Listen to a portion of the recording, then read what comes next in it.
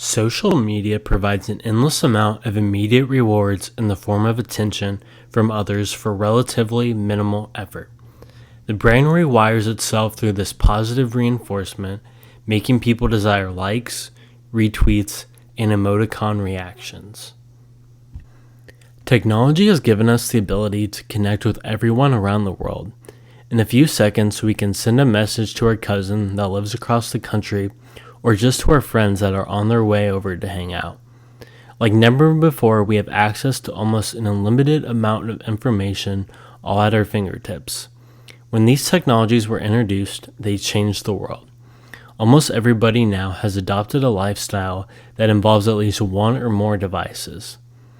Social media apps started to emerge with the rise of technology in order for people to show their life with their family, friends, and colleagues. Grandparents far away could now see pictures of their grandkids. It all seems so beautiful. So what happened? Starting May 18, 2012, Facebook was now a publicly traded company, meaning anyone could buy stock in the company and there was a board of directors the company needed to answer to. One of the company's primary goals is to raise their revenue and profit. The way Facebook was making money was through advertisers.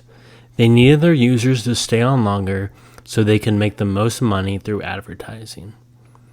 Beyond lowering your ability to maintain your attention on any one selected topic, social media makes you addicted to your screens. It provides immediate rewards in the form of a dopamine release, the happy hormone, every time you post or get a notification from the app.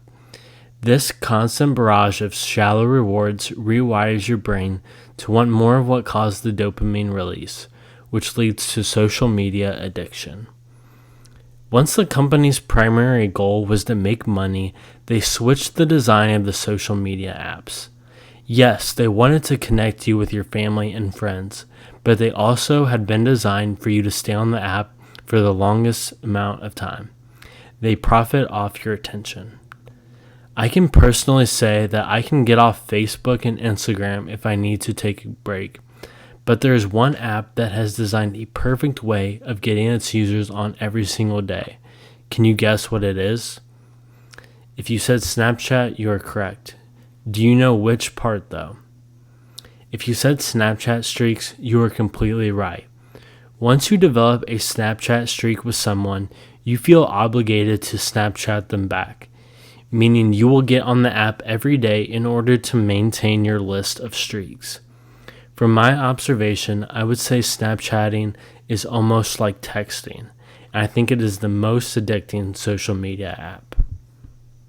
Social media platforms such as Facebook, Snapchat, and Instagram produce the same neural circuitry that is caused by gambling and recreational drugs to keep consumers using their products as much as possible.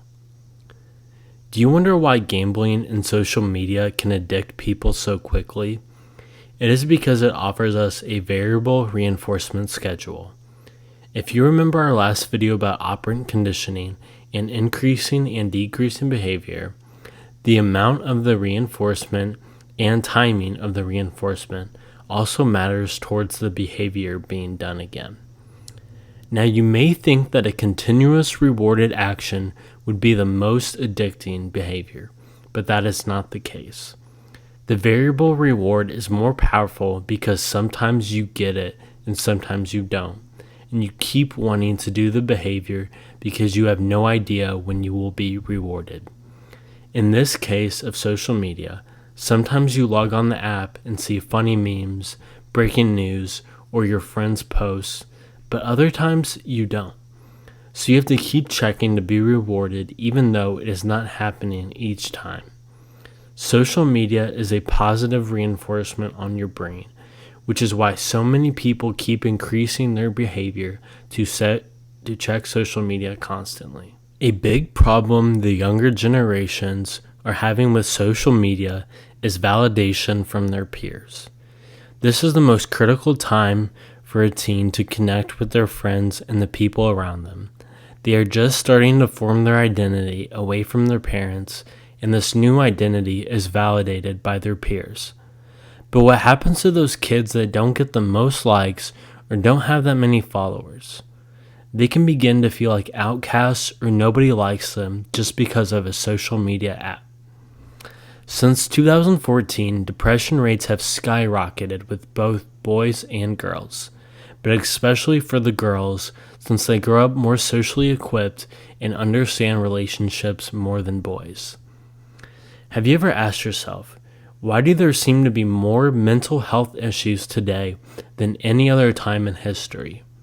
One could make the argument that maybe people weren't speaking up about depression and anxiety back then, which could be completely true. But the data about mental illness in the 21st century can make a pretty strong conclusion that technology and social media could be causing it.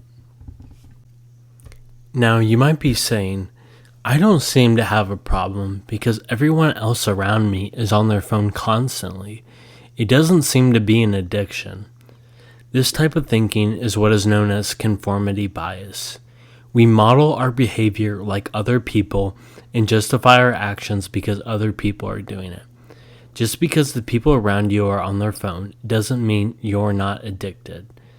I want to take this video in a different direction now and highlight what you are losing when you are constantly on social media.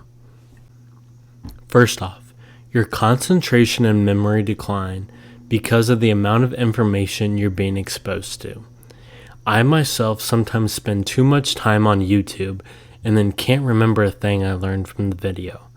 The overload of information is too much on our brain to remember. Have you ever wanted to become a master at anything in life? Maybe running a business, being a writer, or mastering a certain job or career.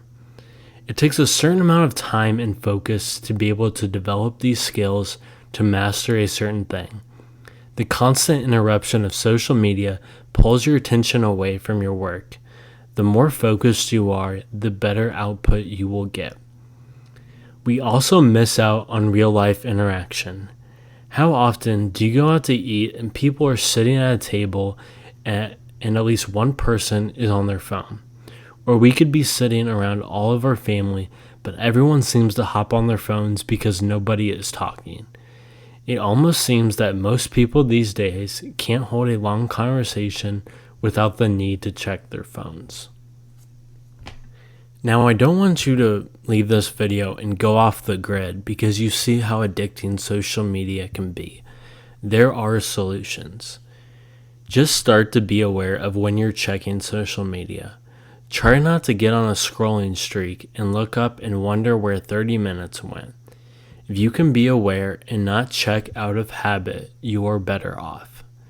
When you become aware that social media is affecting you mentally, make sure to take a break. You have two options. You can delete the app off your phone, or you can set limits on your phone. For Apple, it's as easy as going into your settings. Social media isn't bad. It connects us with our family, friends, and helpful content.